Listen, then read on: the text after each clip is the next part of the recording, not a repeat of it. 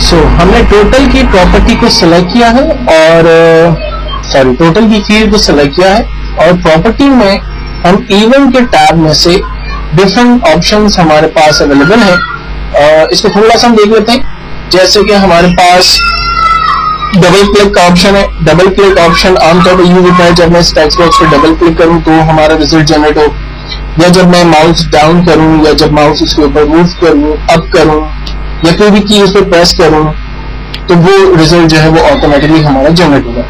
तो in different events और triggers में से मैं ऑन माउस मूव का इवेंट सिलेक्ट करता हूं और इस ऑन माउस मूव इवेंट में हम इसकी ड्रॉप डाउन एरो पे जा रहे हैं और यहाँ से इवेंट प्रोसीजर सेलेक्ट करते हैं और देन उसके बाद इस डॉटेड बटन के ऊपर हम क्लिक करते हैं तो हम इसके पीछे जो इसकी कोडिंग की विंडो है वो बेसिकली हमारे पास ओपन होती है। इस कोड विंडो में आने के बाद सबसे पहले फील्ड का नाम आ रहा है कि हमने कौन सी फील्ड सेलेक्ट की है। हमने टोटल की फील्ड सेलेक्ट की है। टोटल की फील्ड पे किस इवेंट या किस प्रोसीजर पे हम काम कर रहे हैं, हम ऑन माउस मूव पे काम कर रहे हैं और इसका एक सिंपल फंक्शन कंप्यूटर में एक्सेस ने खुद से क्रिएट कर दिया है और इस फंक्शन के बीच में हमें अपना विज्ञान जो है वो बिल्कुल करेक्ट टाइप करना है। तो हमें काम ये करना है, हम कह रहे हैं कि टोटल बराबर हो जाए English plus math plus science. अब यहाँ पर इस बात का ख्याल रखना है कि स्पेलिंग्स बिल्कुल एक्यूरेट होनी चाहिए। अगर आपकी फील्ड की स्पेलिंग और यहाँ पर लिखी हुई स्पेलिंग्स के अंदर फर्क होगा तो आपका रिजल्ट जनरेट नहीं होगा। तो इसको भी हम लोग थोड़ा सा क्रॉस चेक कर लेते हैं कि आइदर हमने ये जो हेडिंग्स लिखी हैं वो ठीक है भी या नहीं। तो इसके लिए हम लोग यहाँ ऑब्जेक्ट की विंडो पर क्लिक करते हैं। टोटल की स्पेलिंग TOTAL बिल्कुल ठीक लिखी है हमने। उसके बाद हमारे पास मैथ MATH है, साइंस SCI है और इंग्लिश में ENGLISH है और यहाँ पर भी हमने ऐसे ही लिखा है। इंग्लिश पूरा है, मैथ MATH है और साइंस हमारा शॉर्ट में SCI लिखा है। ये काम कर लेने के बाद हम देन फाइनली डायरेक्टली इस माइक्रोसॉफ्ट विजुअल बेसिक की विंडो को डायरेक्टली क्लोज करेंगे और अपने फॉर्म के ऊपर आ जाएंगे। फॉर्म पर आने के बाद हम व्यू में जा रहे हैं और फॉर्म व्यू के बटन पर क्लिक कर रहे हैं। इस वक्त हमारे पास स्टूडेंट का जो रिकॉर्ड डेटाबेस में फील्ड है वो हमें नजर आ रहा है, टोटल हमें नजर नहीं आ रहा। जैसे ही हम टोटल की फील्ड के ऊपर माउस लेके जा रहे हैं, आप देखें ऑन माउस मूव के ऊपर हमने टोटल का फंक्शन रखा हुआ था और ऑटोमेटिकली कंप्यूटर ने रिजल्ट जो है वो जनरेट कर दिया। इसी तरह से अब मैं रिकॉर्ड नंबर 2 पर जा रहा हूँ और देखने की कोशिश कर रहा हूँ कि बेसिकली ऑन माउस मूव से देखें सेकंड स्टूडेंट का टोटल भी हमारे पास आ गया। हम नेक्स्ट करते हैं। इसी तरह से थर्ड रिकॉर्ड के ऊपर माउस मूव करने से रिकॉर्ड हमें नजर आ रहा है। इस तरह से हर स्टूडेंट की टोटल की फील्ड के ऊपर माउस मूव करने से हमारे पास उसका रिजल्ट भी जनरेट होगा।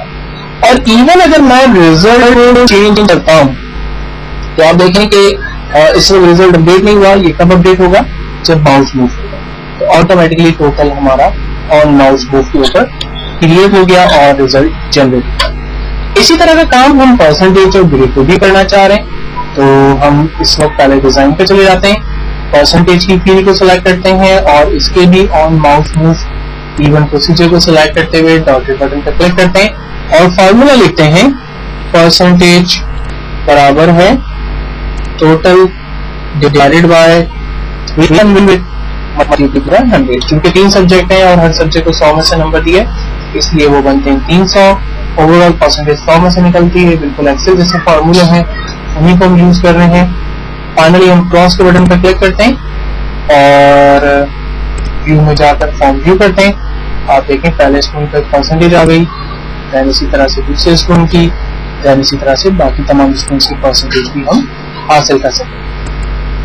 नेक्स्ट फाइनली हम लोग चलते हैं ग्रेड के फार्मूले की तरफ। तो ग्रेड के फार्मूले को यूज करने के लिए हमने ग्रेड की फील्ड को सिलेक्ट किया और ऑन माउस मूव के इवन प्रोसीजर में जाकर उसके डॉटेड बटन पर क्लिक करते हैं और यहाँ पर हम फार्मूला लिखते हैं। फार्मूला स्टार्ट होगा इफ का मतलब है अगर। हमने कहा इफ अगर परसेंटेज बड़ी है, ग्रेटर देन है 80 से, देन परसेंटेज को बराबर कर दे A+ के। और अगर ऐसा नहीं होता तो हम कहते हैं एल्स, वरना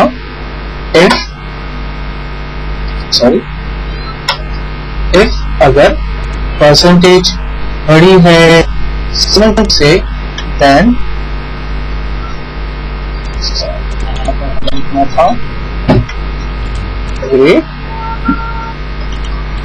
ग्रेड को बराबर कर दे ए के, एल्स करना अगर परसेंटेज बड़ी है 60 से देन ग्रेड को बराबर कर दे बी से, एल इफ अगर परसेंटेज बड़ी है 50 से देन ग्रेड को बड़ा कर दे सी से, एल्स अगर परसेंटेज बड़ी है 40 से देन ग्रेड को बराबर कर दे डी के, एल्स अगर परसेंटेज की वैल्यू बड़ी है, सॉरी नाउ अब हम लिख देते हैं जी परसेंटेज की वैल्यू छोटी है बराबर है 39 के, देन ग्रेड को बराबर कर दे फेल।